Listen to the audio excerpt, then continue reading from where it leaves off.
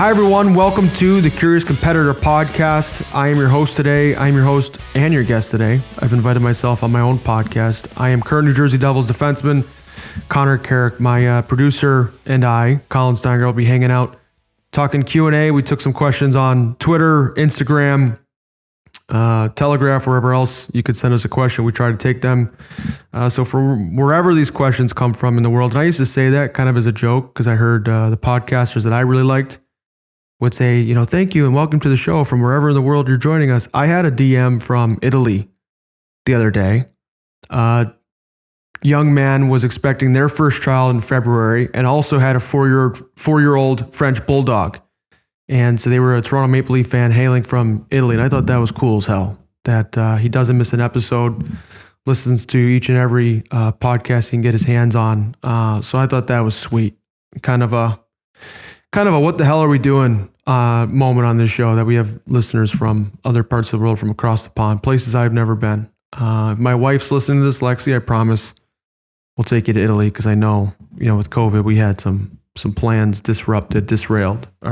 So it's another conversation for another day. But Colin, let's do this. Let's do it, buddy. How are you?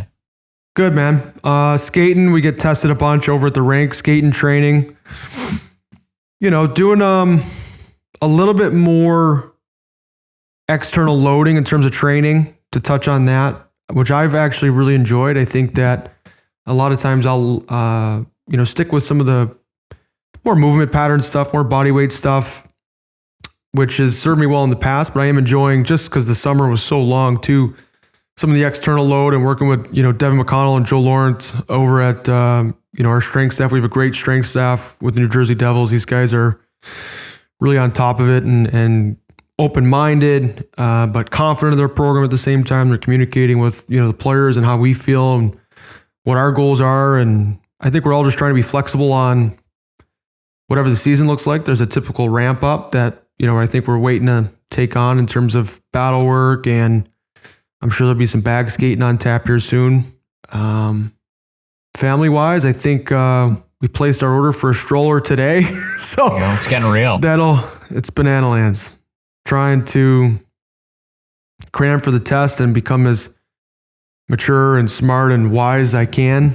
Who am I fooling? But as I can anyway, before we face the challenge of being parents. Hoagie's hanging out. Hoagie, like, he's sleeping and doing his thing, and he likes it. So we found a farmer's market on Saturdays that we like, and that's it, man. Try to be as simple as we can to find peace and happiness, and so far so good. Awesome. So how have you been enjoying this whole podcasting experience so far? Because I remember us being so nervous that we felt sick to our stomach before releasing the first episode. Mentally soft. You gotta kill and attack and go towards the softness.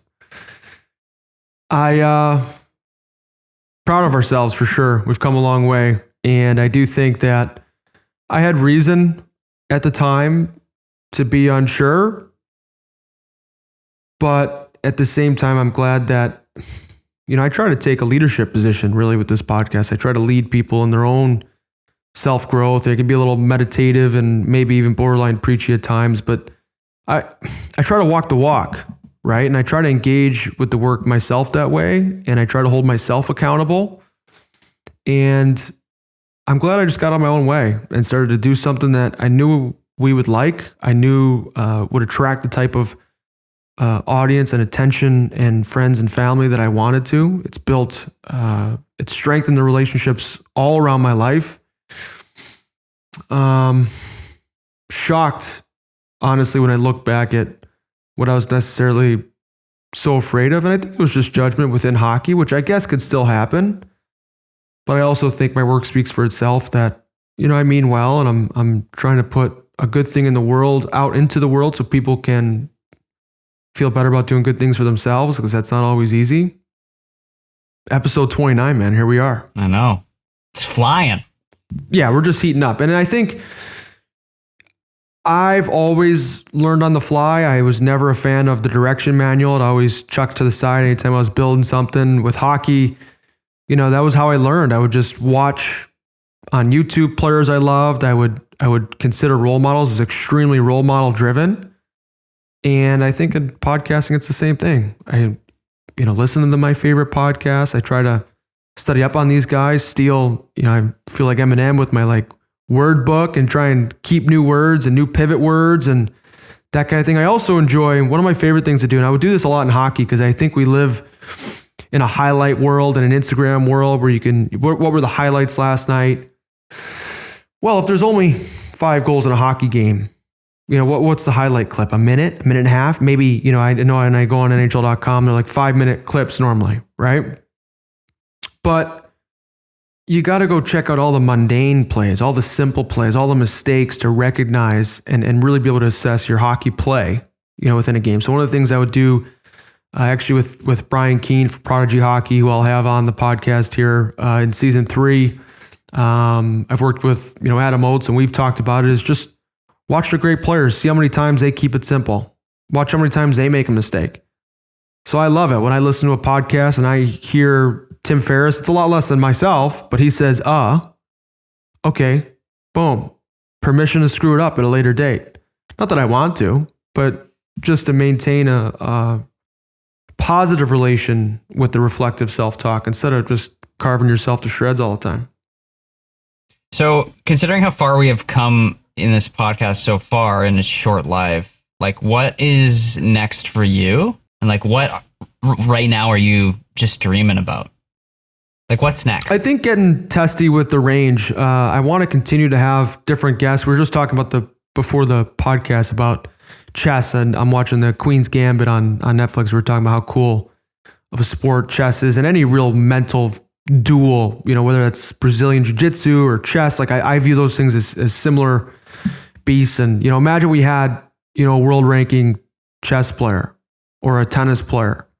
Would love to dip into golf, similar to Ian Happ. I think a lot of mental resiliency and training sort of nuggets would come out of that. How mental is that game? How much time can you spend out of flow state in between shots, berating yourself over, a course management mistake or whatever. So I think having some more range with that. And then I've had some close friends, guys that, Kyle Palmieri, who I want to have on the podcast. We're out in Jersey together. Travis Zajac, I'm going to bug him real soon. John Hayden, I've, been begging to get on. I think that, that's something that some of the hockey guys can be tough, but I'd like to spend more time with them because I'm also more curious about hockey than I've been in a long time. We haven't played in a long time. My relationship with the game is, I think, really healthy right now.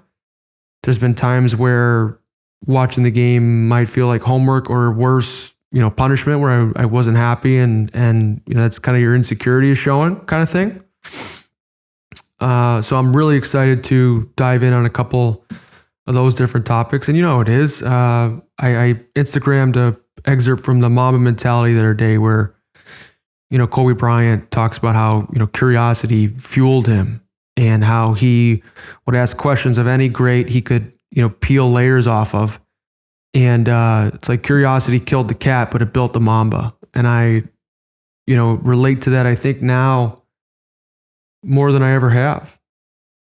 It really has been, how sometimes you have this picture in your mind of, I hope I'm able to have this level of self growth, and I'm hoping I'm able to have this experience. To me, the podcast has been all of that and more, really. So what does curiosity mean to you then? What is your relationship with it? I think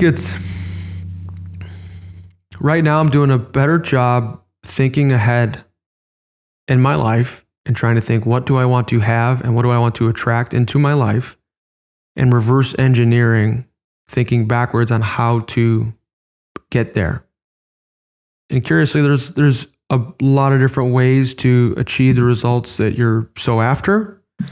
But, for example, with the podcast, we're starting to go through, fielding sponsorship inquiries. We're starting to gain in size. And I think that's going to be a whole different beast. Alignment's going to mean a ton to us. And we're going to be It's going to be sponsored and proud on this podcast only. There'll be nothing, no empty advertisements on our end. I think that hockey wise, there's been enough time to take on a couple different projects. It's as simple as I just changed the fit on my skate. I was having an issue on a particular part of my stride. As I would stride out, I was having a hard time with this, toe flick I was trying to include to get that extra little bit of push, at the end of your range. And I was just noticing that the skates I was wearing, for whatever reason, I don't know if I just worn them too long because I'd had them on since January. I hadn't had a new pair yet just because of COVID and things like that. When normally mine would probably have like 8-week lifespans. That short, yeah. Which is, I'm a heavy sweater, and I think that, I don't know if it's the way that I tie my skates. I tie them often. I tie them every period. But like my relationship with curiosity, I just switched how I was tying my skates and a couple different notes on the fit. And already I feel just balance point. I've been playing my whole life. I've been playing the NHL. This will be my 8th year next year. Not all in the NHL, but that's besides the point. But you're always discovering things, and you just never know which rock you look under is going to have the greatest ROI. So you just keep checking it out. What is one of the biggest things you've learned about yourself in the last, say, 6 months? Since the podcast was launched, since quarantine, the delayed season, and even news about becoming a father. What's something that you've learned about yourself in that process? I've learned that I'm innovative, that I'm independent, that I will do my best to be my best and do my best, frankly. I know that, the uncertainty of COVID, it kind of helped me get out of my own way and okay, the podcast is a dream. It's a way to diversify yourself, both in terms of stimulus, what you think about in a day, what drives me. It helps things, not get stale. As we attract sponsors, maybe even a secondary stream of income, which would be cool. I think, if we haven't, with hockey, things can be volatile and more volatile than we ever dreamed, as we saw with COVID. So just being able to take care of my own world and my family, I think I've been able to do that. I think the love for education, it's so cemented that lifelong learning is something that I really want to hold myself accountable to. And I have found that to be such a great source of joy in a time where, things could be pretty grim based on what focus I might have that day. The world, it's a unique place and time, but I'm grateful for what I'll be able to come out of it. And then finally, I'd say, usually I am 20 minutes of meditative work, call that training, call that skating, call that prepping for, like flow state, working on a podcast, a 20-minute walk with the dog, 20 minutes of sitting still, 20 minutes of a good meal and get my blood sugar, back to normal levels of having, some meat and some veggie. No matter how tough the day is, I'm usually 20 minutes away from turning it around. As long as I'm intentionally able to reach into that toolbox of well-being and grab something that's tangible. Is this something you developed over quarantine, or is that something that you've been kind of working on kind of over more of a longer term that allowed you to exercise that during the unknowns of quarantine? I think it's something that you just have to keep relearning. There is no, the human condition, the human mind really can be different day to day and month to month and week to week and year to year. Didn't exactly go in order there, but besides the point. And I think it's one of those things that you just keep relearning. And every time you feel like you know it, maybe go through a dip or maybe engage and experience some self-sabotage. And then all of a sudden you think back and go, why am I playing against myself? What am I missing here? Like I know the blueprint for my growth and well-being. Why did I leave my process? And we talked about this in an earlier podcast. I think it was with Ian Happ about what was it, the Seattle Mariners hitting coach talking about with his players, what is failure? And for me, I really stole that. Gladly that, failure for me is leaving my process. And I know in my right mind, in when like the higher Connor Carrick is thinking, I know what that blueprint looks like. It's just maintaining the habits that build us. You build your habits so that eventually your habits can build you, kind of thing. I just think it's something that you consistently come back to. Yeah, that reminds me a lot of Stoic teachings. Like, for example, they say when you lose control, your environment determines your results. Is that something that you kind of mean, where you have these processes, these habits, these things that you can turn to in times of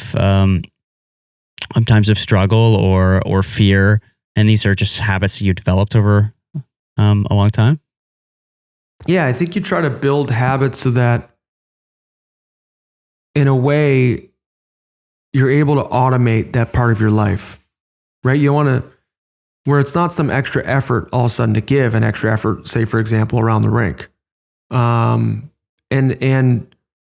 really your personal pride and commitment to who you want to be is something that you're consistently refining and strengthening. And the reason why I think it takes so much effort is because we know a lot of times with self-reflection, when we, can look around our loved ones or even our idols, a lot of times our strengths are like closely cuddled up to our weaknesses. Like it's the same sword, right? Like it's a double-edged sword that way. A lot of times, and I've been this way, where I can be obsessive. I can be single-minded.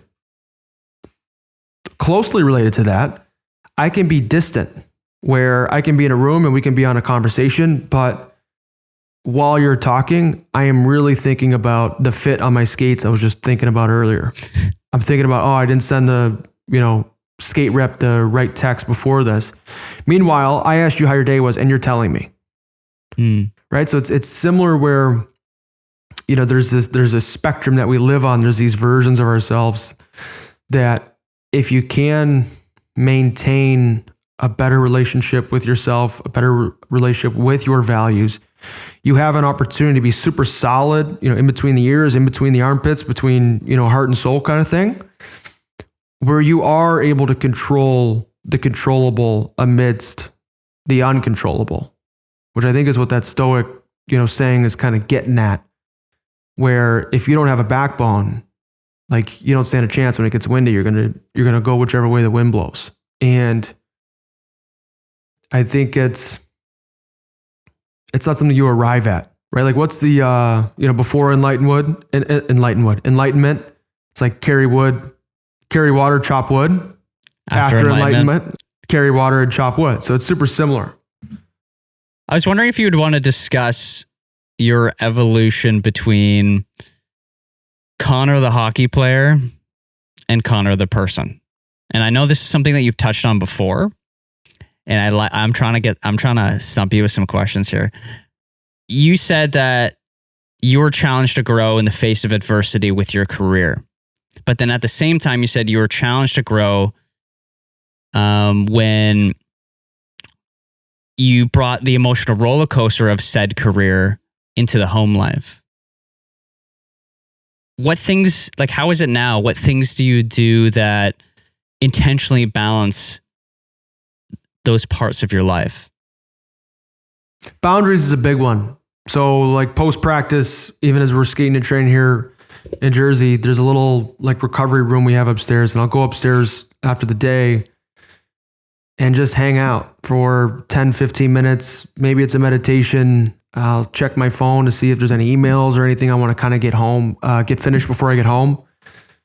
And what it allows me to do is to, kind of bookmark things like, okay, my work at the rink is done. I'm changing energy, catching my breath. And, I'm going to be a different person in 20 minutes when I get home. That's a big one. I think vice versa, similar to going to the rink, we haven't played in a long time.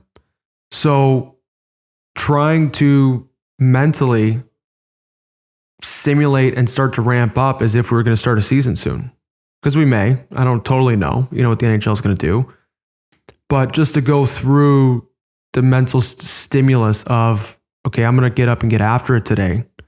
I'm going to purposely arrive with energy and have some of that stubborn will. Tony Robbins talks about it a lot when he talks about high-end entrepreneurs or professional athletes at the highest level that he's been around is this certainty muscle.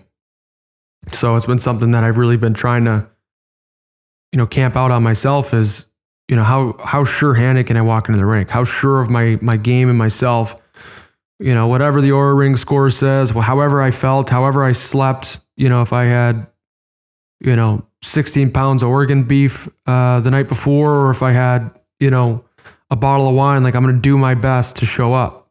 And so those have been two things, being in what I would consider, and to steal this from Mike Babcock, like an everydayer, rain, snow, sleet, or shine, show up at the rink and be stubborn about the level of performance, the standard that you have for yourself. And then boundaries. Can I turn it off? Can I take the extra time if I want to tinker with skates or sticks or, set up phone calls for equipment needs or, watch more video if I want, do it at the rink. So when you get home, there's a bit of a buffer to reset and, be present, when I'm able to get back. We touched on alter egos. Is that something that you kind of have the idea of altered egos when you come home? That's exactly it. And I'm trying to develop more sensory touch points to that, right? Like trying to think of, okay, what does the best version of Connor Carrick look like at the rink? What would describe his play? What is his posture? How does he walk through the rink? And getting super clear on that so that it really is automated. It's just integrated. It's downloaded into the nervous system. And then very similarly, when I get home, right now, I've kind of been coming back to, and this is where we talk about the infinite nature of this self-growth process. What was our first YouTube video? What did it say? What was the name of it? Consistency. Okay. So what I found was people that are highly successful don't necessarily do a lot of things. They just do what they do very, very well, and they're consistent with it. And of course, they're getting better, and of course, they're trying new things. But it's as simple as in my morning journal, I've been writing 3 things. 1, compete. Go out there, compete with yourself, compete with others, try to be the best day in, day out. Number 2 is be present. This kind of comes back to the boundaries. Can I be at work or the rink and enjoy the rink? And can I be at home and enjoy being home instead of vice versa, where I'm at work and I want to be home and I'm at home and I want to be at work? And the third one is process. Small digestible goals. We're joking about it before the podcast today. I'm behind a little bit on some administration things, some phone calls I owe people to, and some calls that I owe people and things like that, and some podcast things, and just trying to allow my goals. I think Matthew McConaughey just went on Joe Rogan and was talking about this. He's like, sometimes I feel like my goals are stacked on top of my shoulders and it's very heavy. He goes, versus other times they're just all sitting out in front of me and I can just go after them one by one. I related to that. I thought that was really well put. Do you remember what he said? What helps him get that stack off of his shoulders?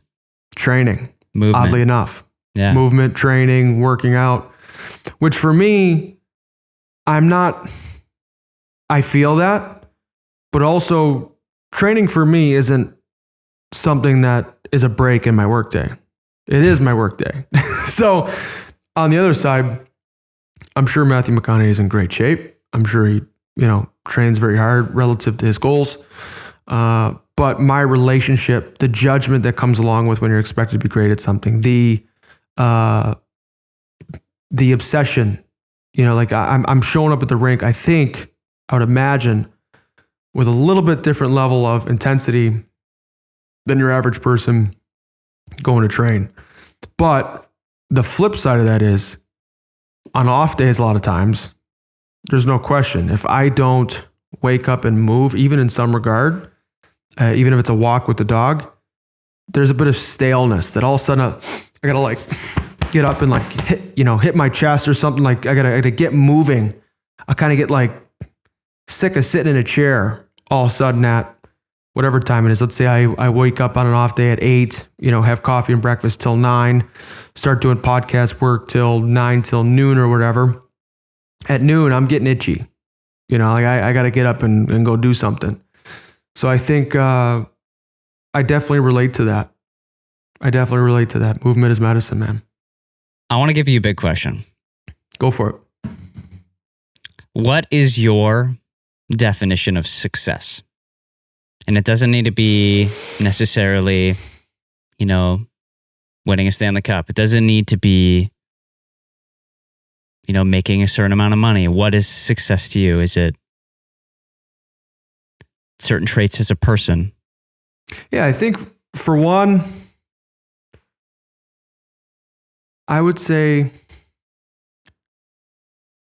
success for me is being clear on the values with which I want to play this game, the game of life, the game of my career, and being proud of the way in which I do those things.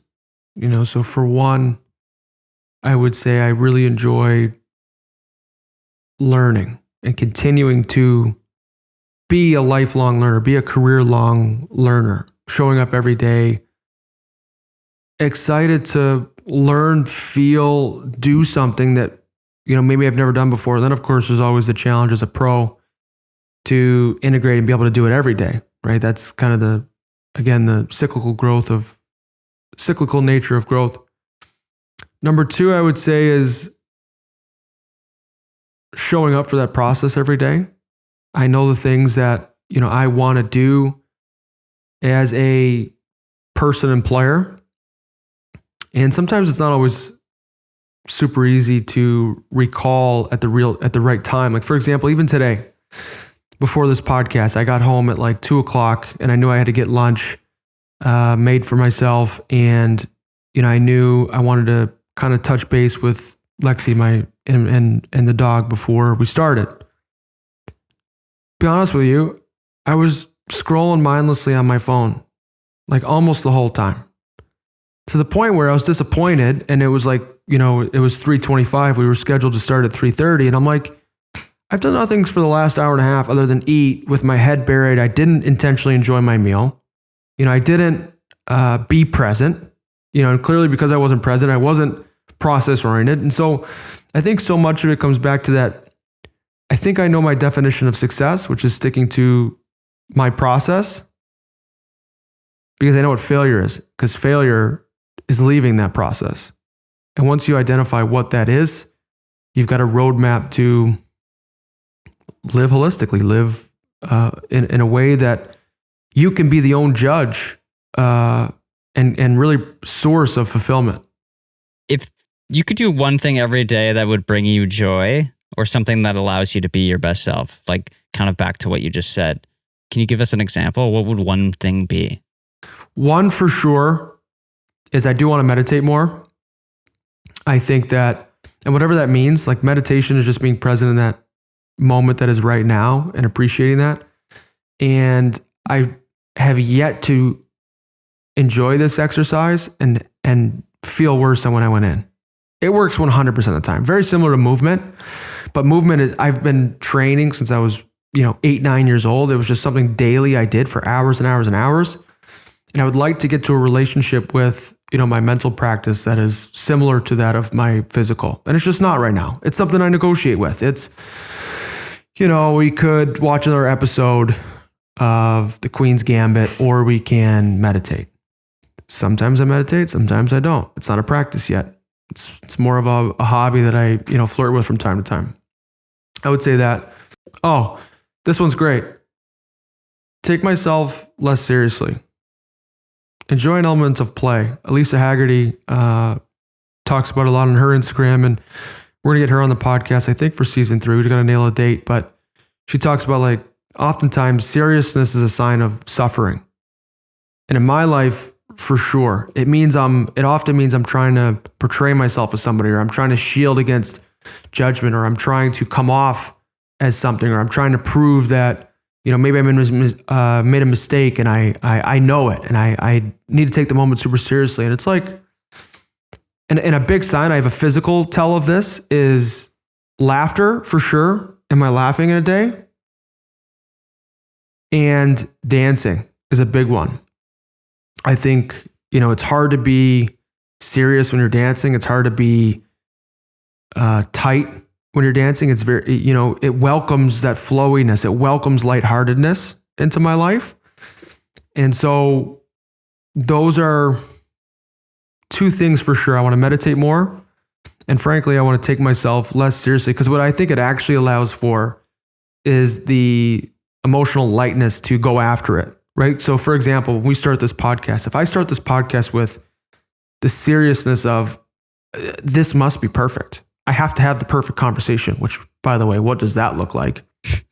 I need to achieve success. Well, is it Joe Rogan, $100 million contract? Is that success for the podcast? Is helping 1 million people? Well, what is success for the podcast? And versus if you go into it with the lightheartedness of, hey, I enjoy this medium. I think we'll get to talk to some super cool people. I enjoy working with Colin. I have the gear. We got all the hard parts, some of the tech stuff, and some of the scheduling. Like we've worked past that. So if you're able to go into it, that lightheartedness and that, what the heck, like why not? Why not me? It allows you to enjoy it all a little bit, a lot more actually, not just a little bit. I think laughter's a big one for me, for sure.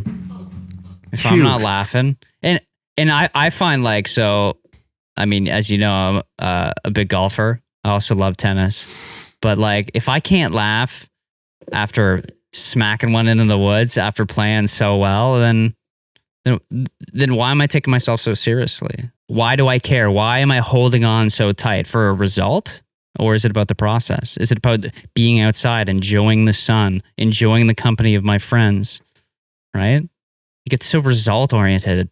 Well, and what's crazy is you think of the degree of error that you need in golf for that ball to end up in the woods. It's so tight.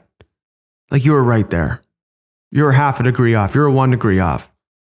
Your hands were ahead of your hips. Your hips were ahead of your hands. It's so tight. And I think anytime you, particularly for golf, for example, for me, or even for podcasting, where's your relationship with the time? Have you really put the time in? Do you practice like a pro? Do I have 10,000 hours in front of the mic like, Tim Ferriss or whomever, right? Do I have, the swings that a Tiger Woods or, and so on and so forth, or Rory McIlroy might have? And so you're smacking the process in the face. You're being so disrespectful to what it actually takes to achieve what you're so after.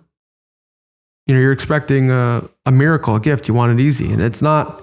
Because I've been that way too. I've been that way, like particularly not so much with golf. I've always known I haven't put the work in golf. But like I love this one where sometimes we skate all season long. You practice every day. All of a sudden you go on All-Star break. You come back after 4 days off. How do you think you feel that first skate? Pretty bad. Not great. And it's like, okay, am I upset with myself? Like, of course, going back to that stubborn will, I still want to be good. I still am going to do my best. But you also have to chalk it up and go, to be fair though, I also know what brings me at my best every day, and I didn't do it the last 4 days. So now here's what's going to happen. I'm going to do it tomorrow, and then I'll have 2 days under my belt, do my best today and tomorrow. And, I'm well on my way to getting back after it. What is one thing you spend like a laughable amount of money on? My health. Like it's banana lands. Like I love seeing, I think someone just tweeted out or Instagram, the Russell Wilson dollar amount on what he spends on a season of training and all that. And LeBron James, very similar. I don't want to say that I would love to be in a financial situation similar to theirs and actually see what my Don't we all? investment might be. Ain't that the truth? I would say that. Let me think of another one. Another thing that I love is like olive oil. Like I am obsessed with like high-end olive oil. And if I were to do most of the shopping in our home, I would spend a ridiculous amount. Luckily, Lexi does most of like the ordering and on Thrive Market and things like that. But that's one of the things that I just love when you go out to like a nice restaurant or something, you can tell the difference. I think that's spectacular. Let me see what else. Supplements for sure. I mean, olive oil ain't cheap. It ain't cheap. And for whatever reason, I'm upset. Like we have this Brightland brand that Lexi gave me as a gift the one time. It's got like this chili flavor to it. I don't know how they do it, but it's unbelievably, it's so good, so rich, but like secretly like spicy or hot. Like there's a heat, but it's not spicy. I don't know. I'm not exactly a olive oil sommelier, so I'm struggling to pick it up, but I also know it's a stiff price point on that stuff, but that's one of the things I really enjoy the finer things of. Actually, Jukish asked on Twitter, what motivated you to be a mental health advocate? I think recognizing how effective some of the strategies that I was beginning to use in my life were towards improving my own mental health. Like I had some identities, right? I identified as a poor sleeper. I was someone that since I was a young boy, I always struggled to sleep. And really, now that I have learned some supplementation techniques, some wind down techniques, making sure it's a habit, to have a pre-bed routine similar to how I would have a morning routine, I'm a great sleeper. Normally now, like I get to sleep easy, I stay asleep. And I would say that mental health is also something where when it's more extreme and we're talking more about depression and suicide, I'd like to think that, we're some moments of empathy away from helping someone off of that tough place, that tough mark that they're sitting on. And I wanted to be a beacon, someone that they could reach out to, someone that they could think of as someone who's been able to either help themselves feel better or to help others get better. And I mean, Lexi and I have shared it a little bit on Instagram, but my own interaction with anxiety, I've had an anxiety disorder since I was a young kid. I've had a neurological tic since I was a young kid. And Lexi's had, issues with depression, and where she's had thoughts of would she be better off, here today or not. And I'm grateful every day that my wife's still here. And, we're about to have a child that if she weren't, we wouldn't be having. And I think similarly, she has experienced what a great therapist can do, what, getting outside can do, what eating healthily for yourself can do for your mood, what meditation can do for your mental state. And so I think together it was just a very natural fit for us to want to align ourselves with the mental health initiatives that we so plan on being effective with. And just normalizing the conversation as well. Totally. I was just having a conversation with a close friend today, by audio text, because I actually kind of like that tool. But, he was mentioning, and he has a high profile job. He's extremely well educated, and maybe we'll have him on the podcast sometime. He's a close friend of mine, but he made mention like he, was really struggling to communicate what he was going through, because he was someone that was supposed to be highly respected in the community. He was someone that's supposed to have, to be frank, their shit together.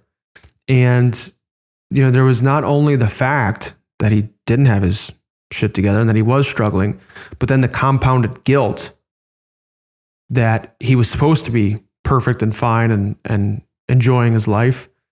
And it caused him to really struggle to come out. So I guess I've always been an open book. I've always had a strong relationship with vulnerability, really everywhere outside the rink, just because the rink is so competitive and things like that. But if you were ever to find me in a classroom, if we shared a high school class and things like that, I was always into the power of empathy and the power of, proximity breeds closeness and distance breeds, fear or resentment kind of thing.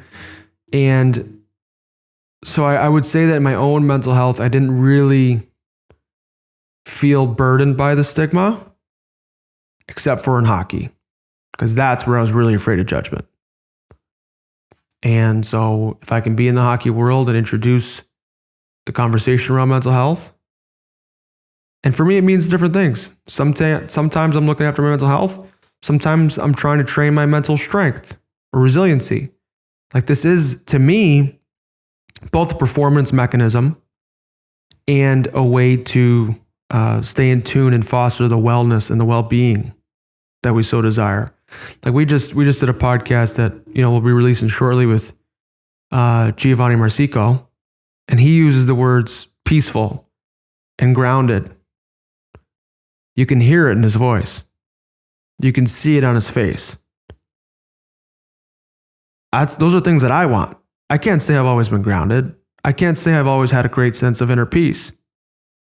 And he has it, why can't I? And so when it comes to mental health, I think that it's something that I wanted to believe in neuroplasticity. I wanted to believe in the power of community. And I'm rambling now, but clearly I have 1,000 reasons. I have two questions that are kind of similar. One, DanBoy16 asks, who's the most underrated player on the Devils currently? What player have you learned from most on the Devils? So who's the most underrated and who have you learned from the most? The most, I'd have to say Travis Zajac or Kyle Palmieri. I think two guys that are very studious about their game, curious competitors for sure, guys that come to the rink every day with a genuine belief. They have a responsibility to be their best while also training for, to be better tomorrow. Travis in particular, I think, just given, our ability to work together, we work together pretty much after every practice that we've ever had. He's been especially warm to me in that way. And then I would say right now, most underrated, that's hard, because I'm with these guys every day. So I am able to, there's usually not a player that's underrated when you're with them every day. You really do have an appreciation, because that's what I think causes a player to be underrated. When they're not being viewed a lot, when they don't play in big markets, when they don't get the attention, right? So, Alexander Barkov for Florida. He's underrated. He's a big time player, with a team that, hasn't been able to get to the playoffs every year to show off, how competent of a number one center he is. But, every night as a player going to play against Florida, like he's a great talent and a great two-way guy you're going to have to play against. What I will say is there was a time when I played against the Devils, and I got to say, Kyle Palmieri, again, is a player that I always thought he was hard to play against. He was crafty in the way that he would score. And as a D-man, of course, I'm worried about the guys that are going to dash me up and give me a minus kind of thing. And he was always one of the Devils' leading scorers, if not the leading scorer. But being around him every day, I think it's impressive how good his wall play is. I think it's impressive the quality athlete he is, how durable, how he just goes shift in, shift out, the energy level he plays with every night, his ability to check. He'll joke because we'll talk about hockey and chop it up. And he had started his career in Anaheim, where he started, even though he was I think he was a first round pick and a high level prospect. Like, when he broke into the league, he came into some very good Anaheim Ducks teams that were very big, and he had to check, and he had to be an energy guy, and he had to hit, and he had to block shots, and he had to get pucks out and play a safer game. And I think some of those skills haven't left him. And I think it's cool when you see a player that can score at will the way he does at the NHL level. And he does it finally, I guess he does it a lot of different ways. He scores on the power play. He's got a great one-timer. He's able to score, around the net because he is strong and creative and determined to score. He's got a high hunger to score. And then I'd say he does have some craftiness off the rush. You'll see him beat goalies clean a lot with a wrister from distance, or he'll do that, on the right side. It's actually the same side that like Patrick Kane does that, backhand. It looks like he's like looking across the crease and he goes short side high. Palms is able to do that on his forehand and scores like that a lot. And I think when you're around that craftiness, what's impressive is just how often he's able to do it, like how often he's able to score, right? It's just a numbers thing. It's like we're in practice in that where we're all taking shots, but his puck just goes in the net more. And it's just impressive. Sarah Curbs on Instagram asks, what's your weirdest food obsession? We're going to get into some fun ones here.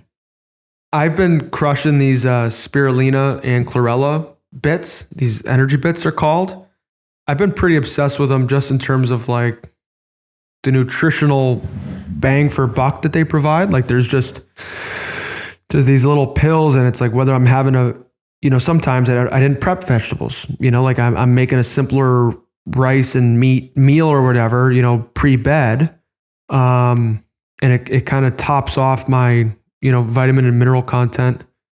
Food obsessions. You don't like the powder though? Olive oil, I don't like the powder. Too bitter. No? Can't do it, man.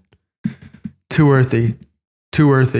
I tried. I was doing the chlorella like drink, and it's just, I was starting to have like an anxiety complex around. I was like looking at it's 9:00. I'm like, oh, it's about time for my chlorella drink. Smells like not fish. Happy about that. But it's green powder. It's garbage. What other food obsessions? Olive oil? Olive oil for sure. I've been salting my food super heavily. I've been sweating a lot, just with the volume of training. But are you like particular, like what type of salt on like what? Like, are you like the more coarse, the better. But is it like a Maldon salt on like steak, or like rock salt on veggies? Like, are you that particular? I think it's this Maldon sea salt flake I've been using. It's a pretty good sized flake, but I've been using it across the board. I'll go with that. Food obsession. We're gonna go eat out tonight. We got a spot we're gonna eat at downtown here in Hoboken outside, and I'm pretty fired up about that because we haven't eaten out much lately. So I'm pretty juiced about. I think I'm gonna get a big ribeye and call it a night. So Adam on Instagram asked, "What's the best book you've read during quarantine?" But I want to open that up and say, like, what is the one book that you would have to gift because it was so damn good? The Alchemist. I love The Alchemist. I think that it's fiction. It's the power of story. But you see yourself in it. And I think that it was a book that was recommended to me right before I went on my honeymoon. Kind of a beginning of the beginning, beginning of the rest of my life sort of moment. And anything that helps you get off the ride of life and see all the ups and all the downs and, past, present, future, things that kind of help you with that context and perspective. The Alchemist is one of those books. Food, What the Heck Should I Eat? By Dr. Mark Hyman. It sounds simple, but if you can get your physical health in order, you've got a much better chance at getting your mental and spiritual health and fitness in check. It's a great place to start, and it was really the catalyst for my health routine and really starting to take, really starting to respect what I put in my body, and also the effect on the environment that my food had. Really trying to eat animals that were, humanely and sustainably, raised, that kind of thing, pasture raised and organic. I know it's expensive, but I write that check with pride. I really am proud to give my dollars to the people that are providing a service that is so needed. Absolutely. Those are two. Ryan Holiday, Ego's the Enemy, or Obstacles the Way. Those are two classics. They're similar-ish. I wonder what his opinion would be of that critique, but They both help you reshape your sense of self and your relation to what you want to do in the world and what you consider hard or not. We'll go with those. Grace asked, I think this has to do with your last question. Grace asked, in terms of diet and training, what would your advice be for a student athlete? I think for a student athlete, the greatest challenge I remember, like particularly in high school, was the demand on my time. So what are ways that I can maximize my time and chunk things so I'm not drifting along, either in my training or in my studies? I don't want to be, everyone's done it where they've sat down and studied, I use quotation marks, studied for a test, when all they really did, for 2 or 3 hours, when really they would spend 20 minutes studying and 2 hours and 40 minutes distracted on the phone, checking Instagram, whatever. So as a student athlete, when I think back, organizing time for sure is a huge way to be able to stay responsive instead of reactive in your life. Where you're able to respond to what is coming. Water, tons of water. I know it's easy, but when you're walking around school all day and you're not thinking about it, or you're sweating heavily at practice, it's easy to forget hydration. I think that's a huge one. And then what I would say is do your research. What I know for sure is I follow, everyone's available now. A lot of the top world experts in every category you can imagine, whether it's nutrition. A lot of them have podcasts. A lot of them have books available. A lot of them have Instagram pages, just giving whatever appetite you have for information. There's a medium out there providing the length of, like the demand of attention that you're looking to give. Same thing with training. Like I follow tons of different sports scientists and athletic trainers and osteopaths on my Instagram, where I'm always trying to learn the lymphatic system. What is that? How does that play a role? How can I improve that? Okay, infrared sauna. Why is this good? Okay, how much is too much? What's the appropriate dose? What's really my goal here? What do I do afterwards? Because I just sweat a ton to make sure that I'm able to replenish for the next day. And then, of course, it's always going to come down to sports specificity. So where can you gain access to the brightest coaches in the game? For hockey in particular, Darryl Belfry just released a book. I'm very excited. He was going to send me a copy. I can't wait to read it. There's podcasts available. Adam Oates just did one with 31 Thoughts. Sometimes these guys disagree, but I think what's beautiful is when you see the different approaches and you internalize whatever methodology that you might relate best to. I think that whatever answers are that you seek that are out there, they're there. If you can take the time to look after them. And it's as simple as, even asking that question on this podcast. I don't know if the asker is a hockey player in particular, but I can answer the moment you can ask a more specific question, I can give you a more specific answer. And there are ways to narrow it down. So I think that there's just so much good information out there now. I think this question has a lot of similarities to our conversation today about dreaming and curiosity, but Kim Bologna, hopefully I said that right again, asked about what your dream job after hockey would be. I personally hope it's a podcast, but she's wondering what it would be. Podcast for sure. I can't imagine it was something that I wouldn't have time for, literally and like figuratively. It's something that I've really enjoyed doing. And I believe that we'll be able to, make this a sustainable use of our time in short order. I don't know. I've always been intrigued by the medical field. I think that, the ability to heal someone is honestly godlike in any regard, no matter what type of doctor that you are. I just think it's talk about a beautiful gift that you'd be able to go out there and learn and be able to give to all of your patients. And there's different realms of that. I would definitely consider management or coaching. I think I love hockey. It's been my life's work. The question is, at that point, do I want it to be my life's only work, or are there other things I want to do? But I love the idea of creating culture. I've been around a couple different organizations and I've seen the power of when it's done properly and consistently, it really can be such a powerful thing. I think that your ability to connect with such competitive people and be all alongside each other in one goal, to be so driven, to be so championship oriented, I think is beautiful about sport. And I think it's something I would sorely miss, if I were to, leave the game.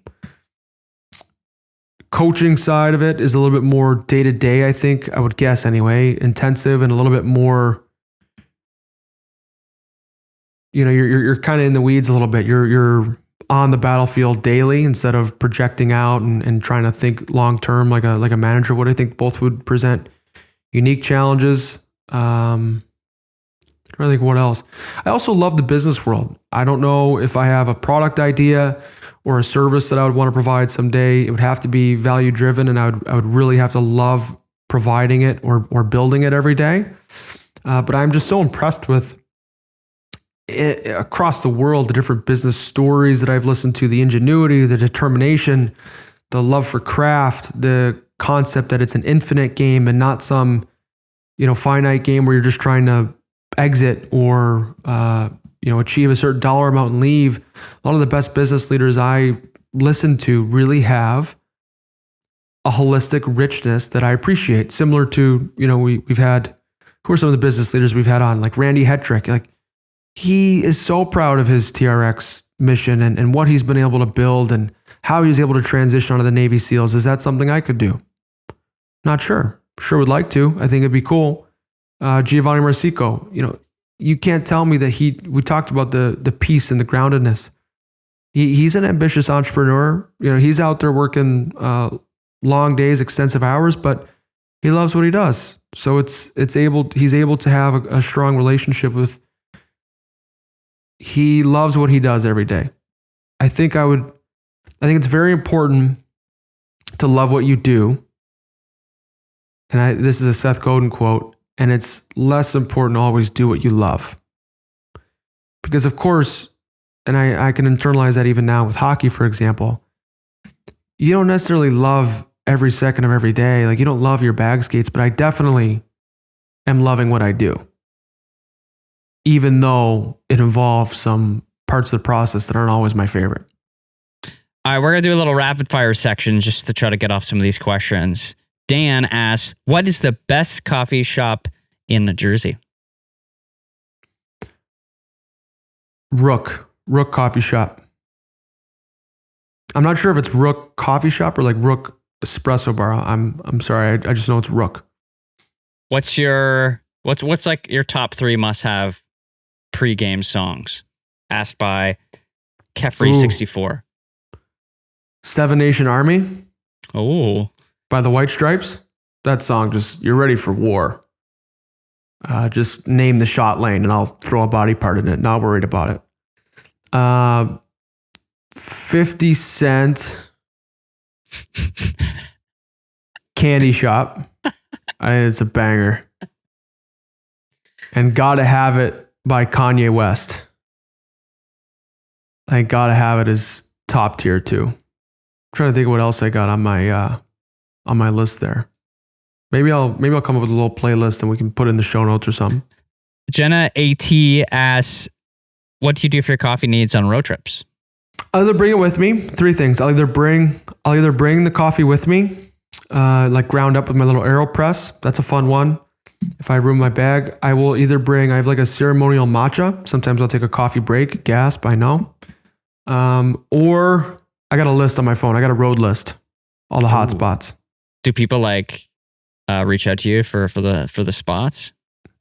They do. Are you like they the, do. Are you like the, and, you're the team I'm coffee proud guy? that I am the resource. Yeah, absolutely. Coffee and food, honestly. I have a list of both. What's the toughest arena that you've had to play in? From Jay Morrow. Toughest absolute I've ever had to play in was United Center opening night 2013, 2014. It was my first NHL game. And they were doing the banner raising ceremony from the Stanley Cup that they had won the year before. That to me was easily the most nerve-wracking environment I've been a part of.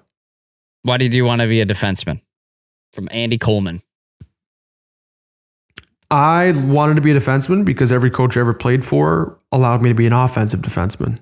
And really that's the end of it. Like I had no problem playing defense. I liked, kind of the maturity and the responsibility that you have to have even at a young age. Like you're kind of more mature, more patient, and even just the archetype, like you can let the type of person for a young player that it takes to play defense is normally kind of a little bit more that they're a little bit more reserved, a little bit more mature, which honestly is important for being a good defenseman as you get older. You just have to understand the odds of risk, reward, and what's worth and what's not.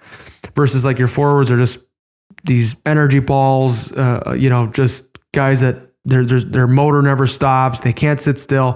Think of like Mitch Marner, bouncing off the walls, energy, happy feet, always going. That's a great forward model.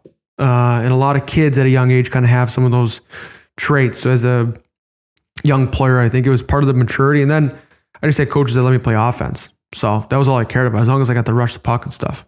Speaking of Mitch, we have a guy named Marnie Landerson, which is, I guess, a play on some Leafs players here. He's wondering, there you go, yeah. This can be the final question as well. What are you looking forward to the most this season, or what are you working hardest on for next season?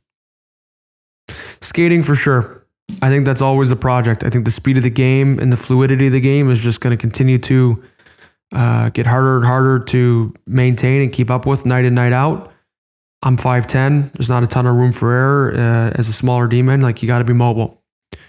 And then as far as the season goes, whatever's going to happen, you hope it's going to be a one-of-one season and present a unique challenge.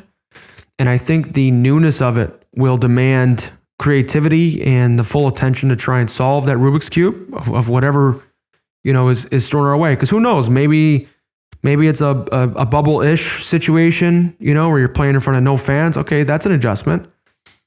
Maybe you're playing every other night, or every night while you're in this little bubble. Who knows? Or maybe it's a modified schedule. Who knows if we drop off 82 games and maybe the energy level's higher because just the total of games is lower. I have no idea. So I think for me, it's just we call it like GPP in training, like a general prep phase, where you're just kind of training to be able to handle whatever comes after you at you next. There's sort of a similar mindset where you're training and skating to be able to handle whatever this year looks like. Okay, I have to add one more. Ashley also asked, what's the best thing about being Hoagie's dad? The naps. I think the naps and when you get home. So one of the things that I'll do sometimes, I did it today, where I kind of had a couple things in my hand. I wanted to make lunch right away. My brother had texted me before I had gotten out of the car, so I wanted to get him back. And I saw Hoagie, like he was sitting outside, so he was excited. His ears were going back and he wanted to see me. And I remembered really quickly, like, oh, I have to be gone for another 7 hours or however long. I have to leave again or wait until tomorrow to get this response. Like, don't miss this. Like, enjoy, the reward that is, for having been gone so long, which might be the difficult part of the relationship. Like, enjoy this. Don't miss it. And I think with Hoagie, there's not enough love in my heart for him. It grows by the hour, it grows by the day. And I think there's special moments where I realize it isn't forever. And I'm not trying to get anyone to start tearing up in their car if they're listening to the podcast. But, I think about this moment with my dog won't be forever. And that really helps me enjoy the moment because he's the greatest gift in my life other than, Lexi and our child to be. And he's always trying to get in on the podcast. You might hear him moaning. Always. Yeah. I heard him crying tonight. Well, that wraps up our Q&A podcast. Host Connor Carrick. Thanks, guest Connor Carrick, for coming on. He did a great job.